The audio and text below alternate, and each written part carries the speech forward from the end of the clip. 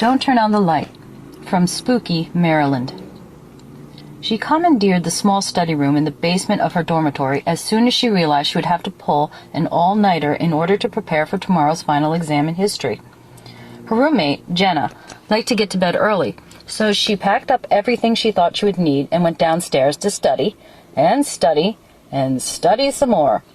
Around midnight, she ordered pizza and wings, thank goodness for all-night cafes, and munched away until close to 2 o'clock, when she realized that she'd left one of the textbooks she needed upstairs on her bed. She did a bit of creative cursing, and for a moment contemplated leaving it there and just making do with the book she already had.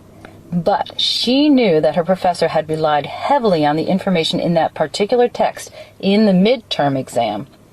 With a dramatic sigh, she rose, stretched out the kinks in her back, and climbed the stairs slowly to her third-floor dorm room. The lights were dim in the long hallway, and the old boards creaked under her weary tread. She'd have to walk more softly than that if she wasn't to wake Jenna, who was a light sleeper. She reached her room and turned the handle as softly as she could, pushing the door open just enough to slip inside so that the hall lights wouldn't wake her roommate. The room was filled with a strange metallic smell that was new. She frowned a bit, her arms breaking out into chills. She was a bit frightened, though she could not fathom why. There was almost a feeling of malice in the room, as if a malevolent gaze were fixed upon her. Which was nonsense, of course. She obviously needed to get some sleep after finals were over, if this was the sort of trick her mind was starting to play on her.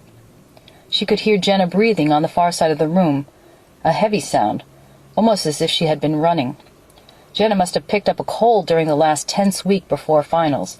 No wonder her roommate had wanted to go to bed early. She crept along the wall until she reached her bed, groping among the covers for the stray history textbook.